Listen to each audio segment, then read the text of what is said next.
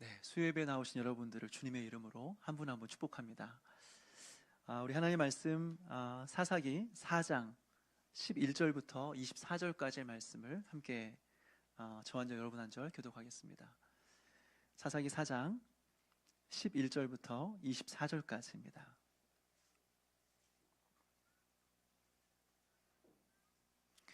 저와 여러분 한 절 읽겠습니다. 저부터 읽겠습니다. 모세의 상인 호밥의 자손 중 겐사람 헤벨이 자기 족속을 떠나 게데스에 가까운 시아나님 상수리 나무 곁에 이르러 장막을 쳤더라.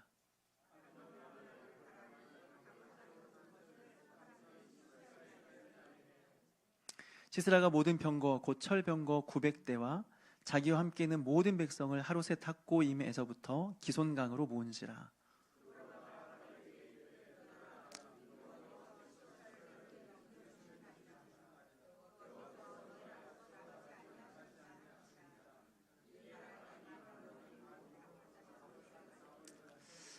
여호와께서 바락 앞에서 시스라와 그의 모든 병거와 그의 온 군대를 칼날로 혼란에 빠지게 하심에 시스라가 병거에서 내려 걸어서 도망한지라.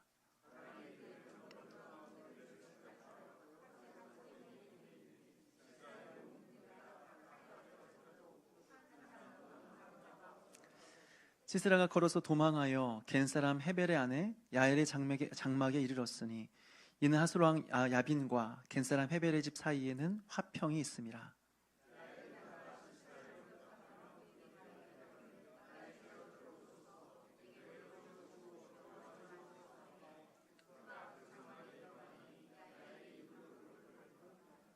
시스라가 그에게 말하되 청하노니 내게 물을 조금 마시게 하라. 내가 목이 마르다 하매 우유 부대를 열어 그에게 마시게 하고 그를 덮으니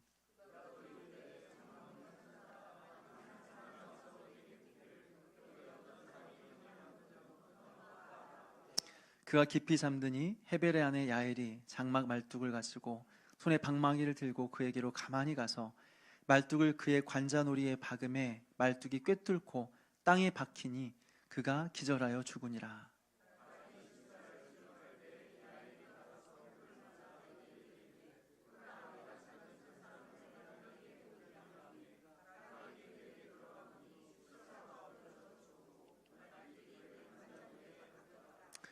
이와 같이 이날에 하나님이 가나안 왕 야빈을 이스라엘 자손 앞에 굴복하게 하신지라. 이스라엘 자손의 손이 가나안 왕 야빈을 점점 더 눌러서 마침내 가나안 왕 야빈을 진멸하였더라. 아멘. 한번 기도하시겠습니다.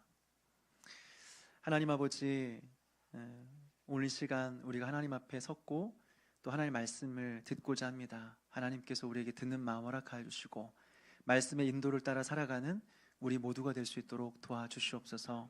감사드리옵고 예수님의 이름으로 기도합니다. 아멘. 오늘 우리가 함께 읽은 이 본문은요, 지난주에 이렇게 이어지는 그런 내용입니다. 여사사 드보라에 관한 이야기죠. 한 번에 할 수가 없어서 이제 지난주와 오늘 나누어서 이제 말씀을 전하게 되었습니다.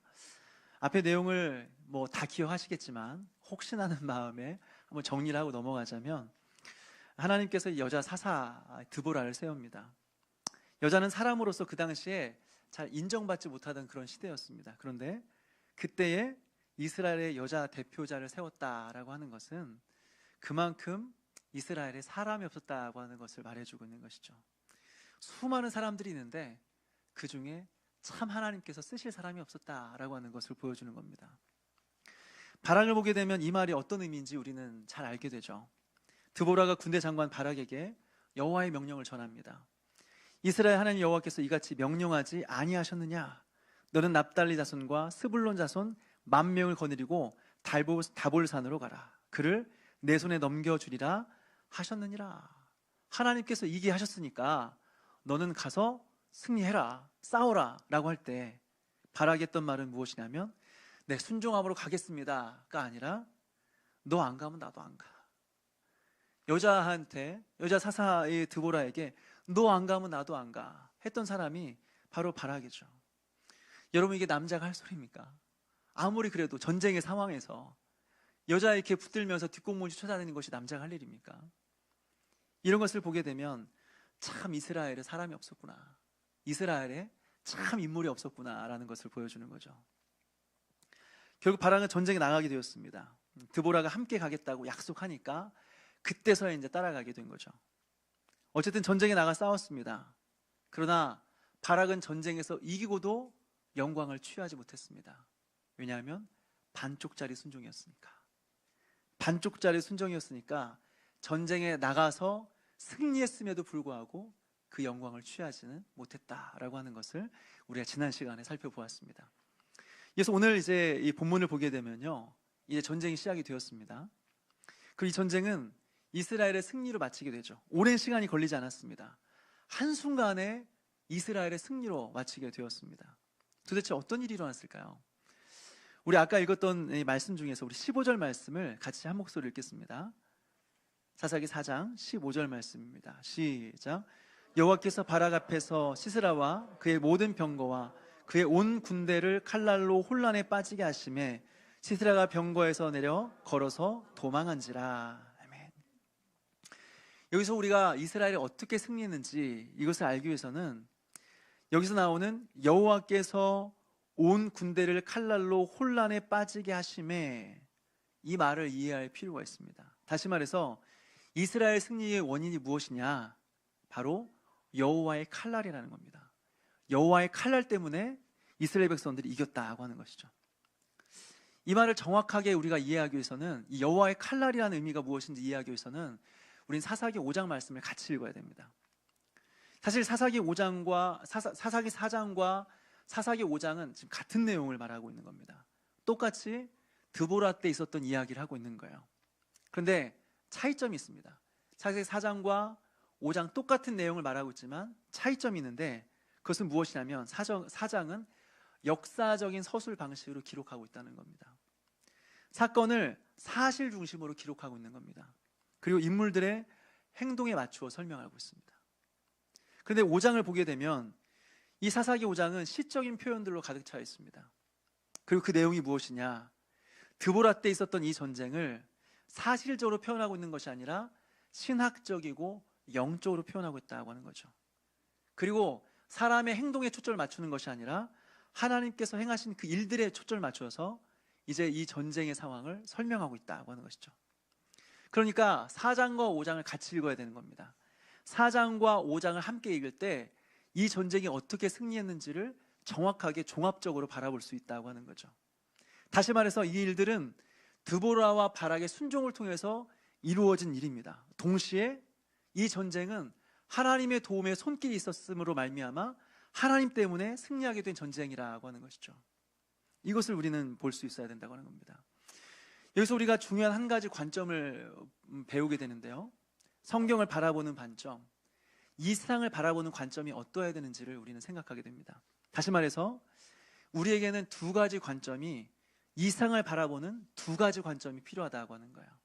한 가지는 무엇이냐면 현실적인 관점입니다. 이 현실을 바라볼 수 있는 관점이고, 또 영적인 관점이 필요한 거예요. 우리는 둘 다 필요한 것입니다. 왜 그럴까요?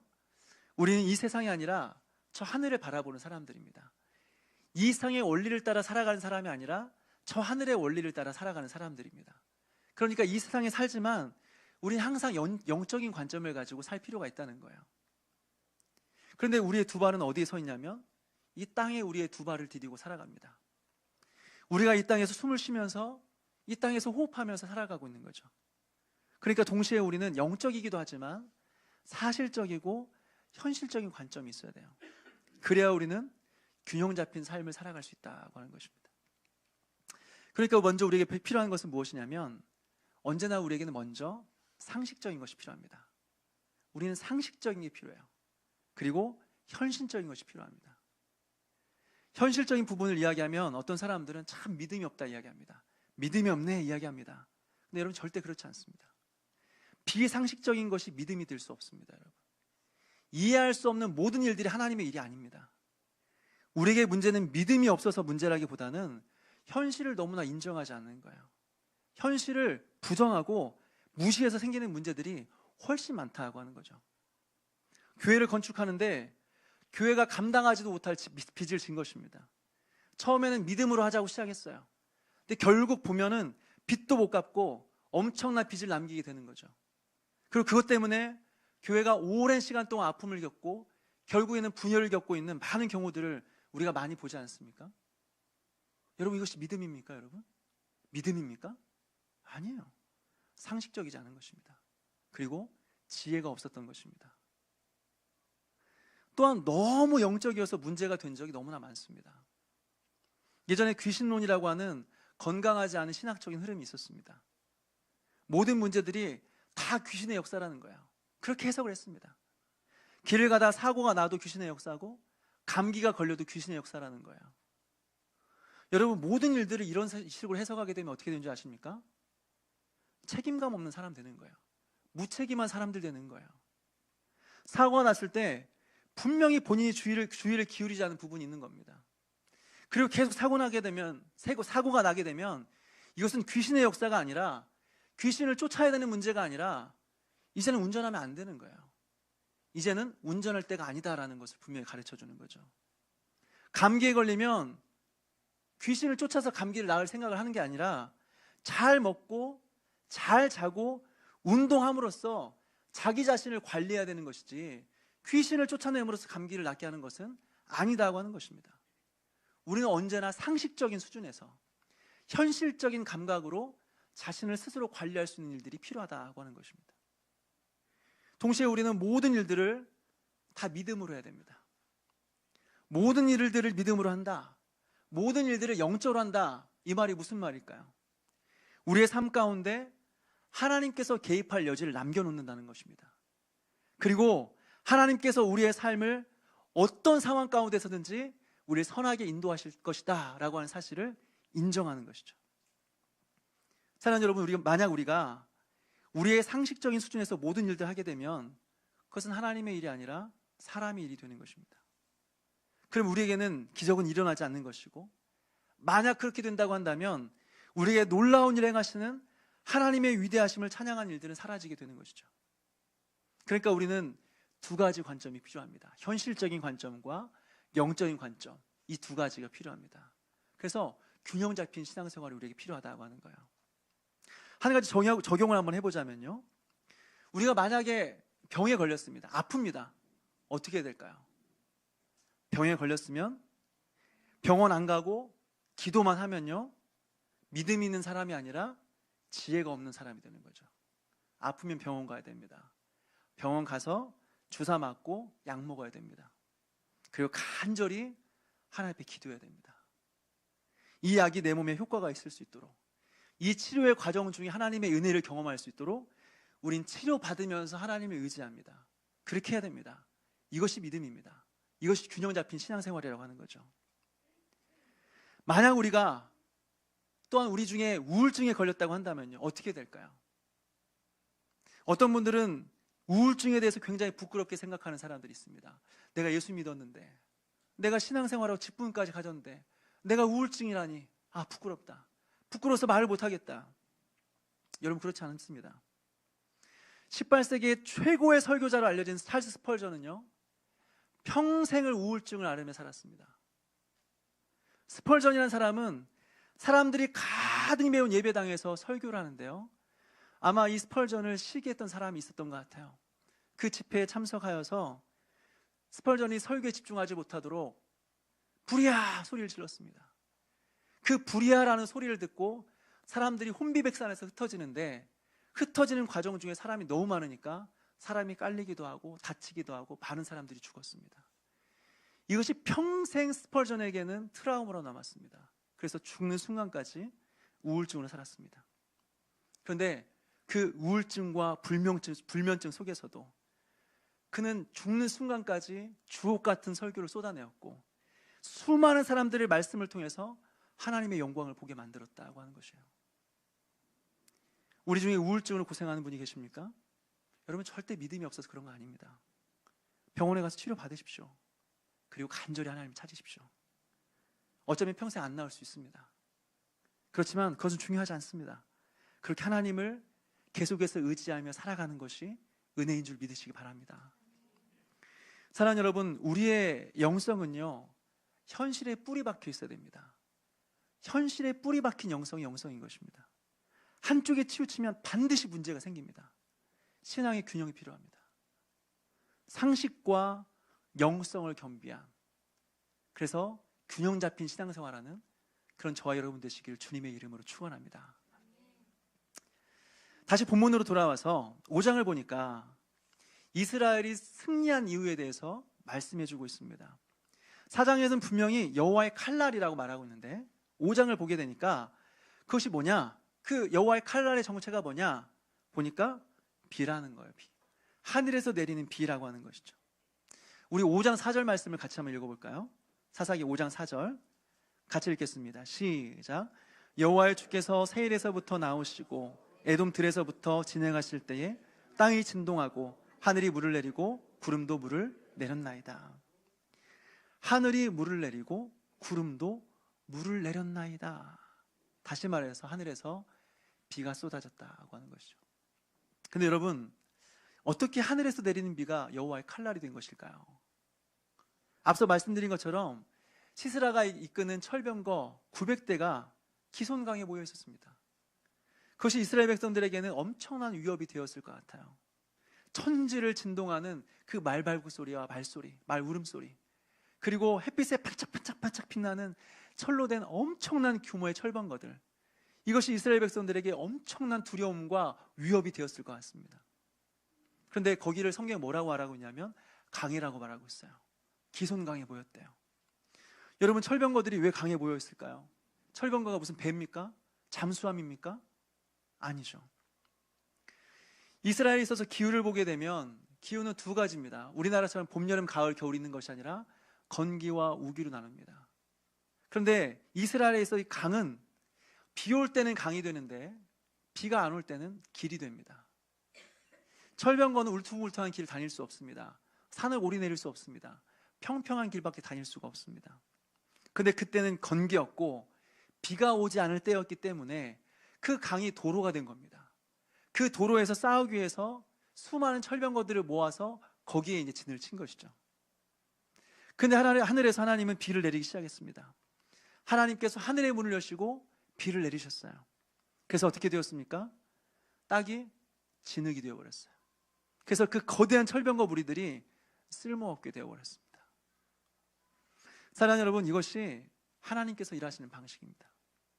하나님께서 일하시는 방식은 크게 두 가지가 있는데, 첫째는 당신의 백성들을 그 어떤 사람보다 더 뛰어나게 하셔서 하나님의 위대하신 일들을 보여주시는 것이죠. 예전에 이것을 고지론이라고 했습니다.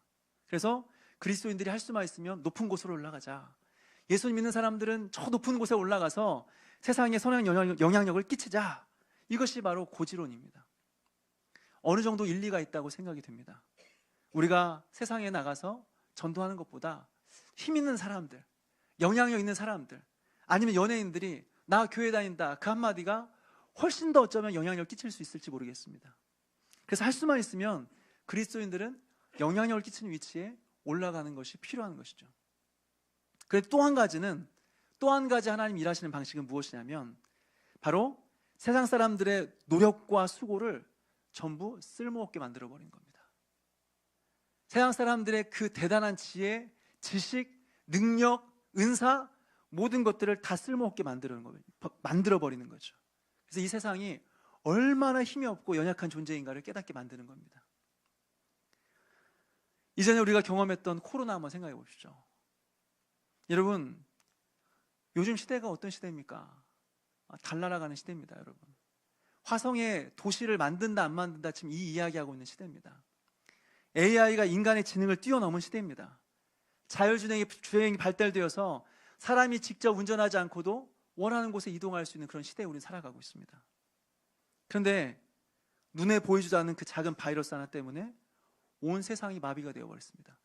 전 세계가 아무것도 하지 못하고 우왕좌왕하게 되었습니다. 무엇을 보여주냐면 하나님께서 마음 먹으시면, 하나님께서 뜻하시면 이 세상이 얼마나 대단하다고 할지라도, 아무리 지혜로운 사람이 모여있다고 할지라도 아무 쓸모없게 만들어버리는 겁니다. 이것이 하나님 일하시는 방식이다. 아무리 이 세상에서 많은 것들을 쌓아놓는다고 할지라도 다 쓸모없게 만드는 것이 하나님 일하시는 방식이다고 하는 것이에요. 여러분, 우리의 마지막 때가 바로 이러지 않겠습니까? 우리의 마지막 날, 우리가 예수 그리스도 앞에 섰을 때 우리가 이 땅에 쌓았던 그 부, 명예, 영광, 수많은 자격증들, 수많은 졸업장들 다 쓸모없게 될 겁니다. 여러분, 다 휴지 조각 될 겁니다. 오직 예수 그리스도를 믿는 그 믿음 하나만으로 우리의 영원한 삶이 결정될 겁니다. 사랑하는 여러분, 오늘날 우리는 무엇을 붙들고 살아갑니까? 그리고 이 땅에 무엇을 쌓으며 살아갑니까? 우리의 인생에 비가 오고 바람이 불면 다 쓸모없게 되는 그것을 붙들고 우리는 살아가고 있지 않습니까? 사랑하는 여러분, 영원하신 하나님, 우리를 구원하신 예수 그리스도, 그분을 바라보며 그분을 붙들며 살아가는 그런 저와 여러분 되시기를 주님의 이름으로 축원합니다. 이런 상황에서 시스라는 자신이 믿고 있었던 그 철병거가 이제 쓸모없게 되자 도망가기 시작합니다. 그리고 겐 사람 헤벨의 아내 야일이라는 사람의 장막에 이르게 되죠.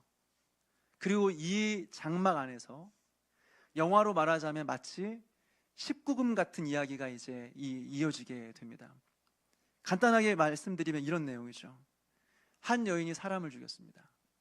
그런데 무슨 정신적인 어려움이 있어서라기보다도, 그리고 무슨 한 맺힌 무슨 원한이 있어서라기보다도 자신의 집에 방문한 사람을 그냥 죽인 거예요. 처음에는 굉장히 웃으면서 그 남자를 친절하게 맞이합니다.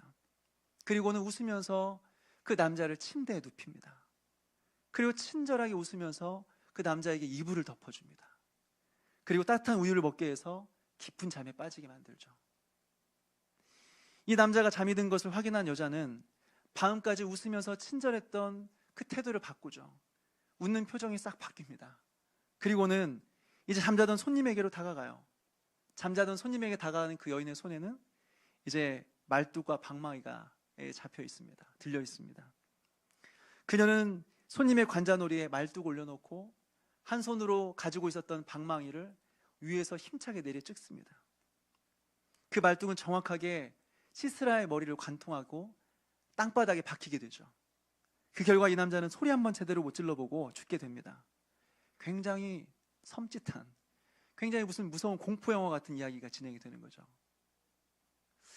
이게 어떤 의미인지 이것을 이해하기 위해서는 이 여인의 가정사를 이해할 필요가 있습니다. 4장 11절에 보니까 이렇게 기록되어 있어요. 우리 4장 11절 말씀 같이 한번 읽어볼까요? 4장 11절 말씀 시작. 모세의 장인 호밥의 자손 중 겐사람 헤벨이 떠나 게데스에 가까운 시아나님 상수리 나무 곁에 이르러 장막을 쳤더라. 또 4장 17절 말씀 같이 읽겠습니다. 4장 17절 시작.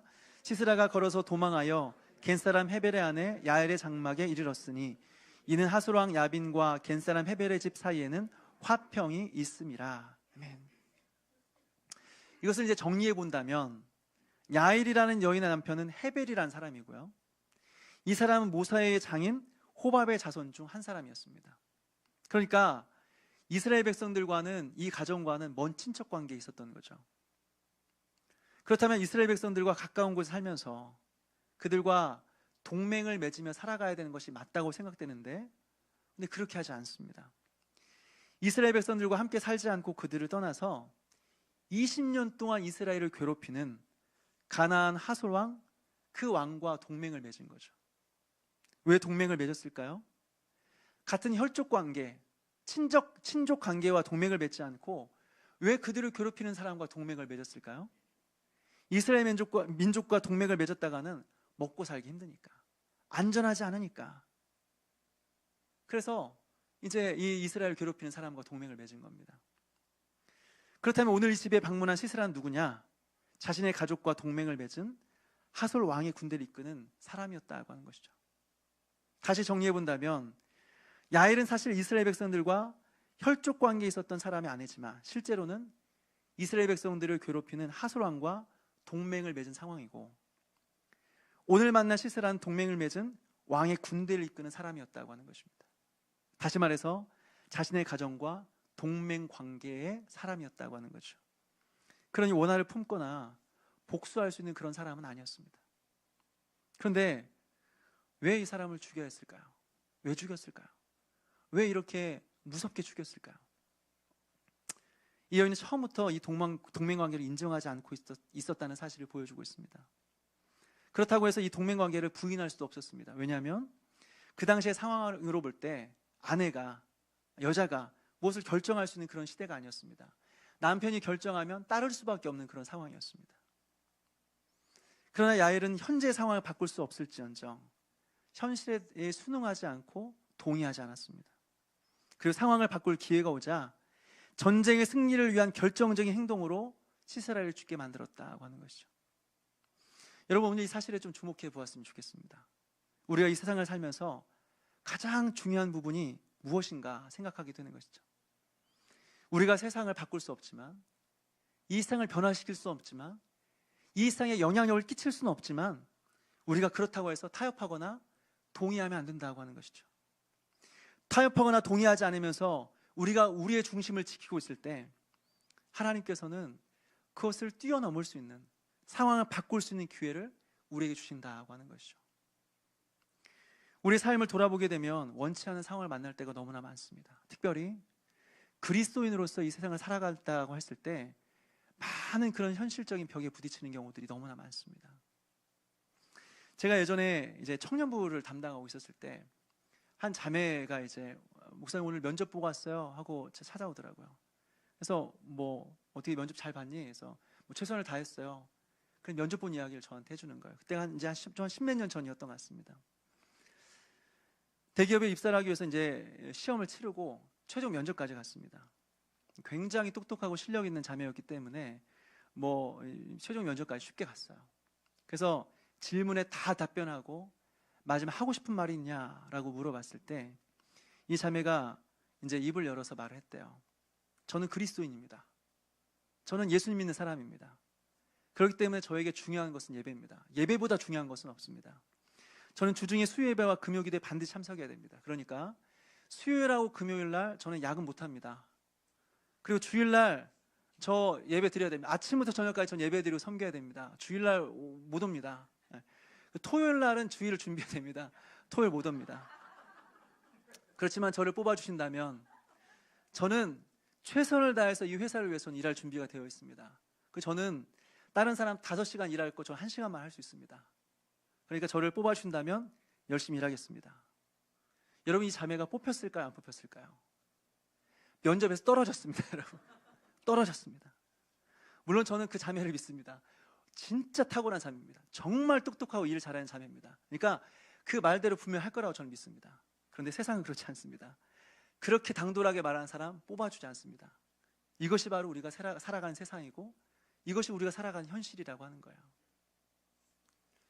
우리에게 필요한 것은 이 현실은 바꿀 수 없지만 우리가 원치 않는 상황을 만났을 때, 그렇지만 그 상황을 바꿀 수 없을 때 왜 나에게 이 일이 일어났는지 불평하거나 원망하는 것이 아니라 먼저는 일단 그 상황에 동의하지 않는 것이 중요합니다. 그 하나님께서 그 문제를 해결할 수 있는 기회를 주실 때까지 그 자리에서 머물러 기다리는 것이 필요한 것이죠. 그러면 하나님께서는 반드시 기회를 주십니다. 그 상황을 바꿀 수 있는 그 기회를 반드시 우리에게 주신다고 하는 것이죠. 오늘 야엘을 보십시오. 상황을 바꿀 수 없었습니다. 그 당시에 남편을 따라갈 수밖에 없는 여인의 운명이었습니다. 본인이 동의할 수 없지만 남편이 결정했기에 따라갈 수밖에 없는 상황이었습니다. 그렇지만 끝까지 그는 동의하지 않았습니다. 그리고 현실에 타협하지 않았습니다. 그랬더니 마지막에는 전쟁에서 이기고 이스라엘을 구원할 수 있는 결정적인 기회가 그에게 찾아왔고 그 일에 쓰임받게 되었다고 하는 것이죠. 물론 이것은 하나님께서 예정하신 일이고 어차피 되어질 일입니다. 바락이라는 사람이 아니라 연약한 여인의 손에 의해서 이 일이 이루어질 것이다. 하나님께서 분명히 처음부터 말씀하셨습니다. 그러니까 이 일은 예정된 일이에요. 확정된 일이에요. 그런데 우리가 기억해야 될 것은 무엇이냐면 야엘이라는 이 여인이 쓰임받기까지 어떠한 태도로 있었느냐라고 하는 것이에요. 이것이 중요한 것입니다. 어떠한 태도로 있었느냐? 타협하지 않고, 현실에 타협하지 않고, 현실에 동의하지 않고 인내하며 기다렸다고 하는 거죠. 그러니까 하나님께서 기회를 주셨다고 하는 것입니다. 사랑하는 여러분, 우리가 이 세상에서 특별히 그리스도인으로 살아갈 때요, 세상을 변화시킨다 말은 하지만 변화시키는 것은 둘째치고 너무나 무기력한 우리 모습들을 보게 되지 않습니까? 세상을 보게 되면 너무 잘난 사람이 많아요.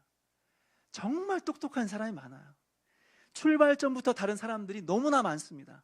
게임이 안 돼요. 경쟁이 안 돼요. 그 앞에서 뭘 해보려고 해도 시도할 만한 그런 마음 자체가 생기지 않습니다. 이것을 보고 있노라면 굉장히 무기력해지는 거죠. 나는 아무것도 아니야. 나는 아무것도 할 수 없어. 라고 생각이 들 때가 너무나 많습니다. 그러나 여러분, 무엇을 할 수 없다고 할지라도, 우리의 상황을 바꿀 수 없다고 할지라도 중요한 것은 현실에 익숙해지지 않는 것입니다. 타협하지 않는 것입니다. 동의하지 않는 것입니다. 그리고 믿음으로 인내하는 겁니다.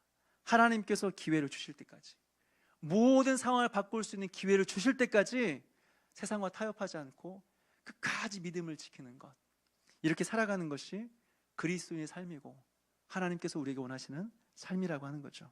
사랑하는 여러분, 우리가 어떤 상황 가운데 있다 할지라도, 세상을 바꿀 수 없는 연약함 가운데 있다 할지라도 여러분, 세상과 타협하지 마십시오. 믿음을 끝까지 붙들고, 그리고 하나님의 말씀을 붙들고 하나님께서 기회를 주실 때까지 인내하면서 믿음으로 살아가는 그런 저와 여러분 되시기를 주님의 이름으로 축원합니다.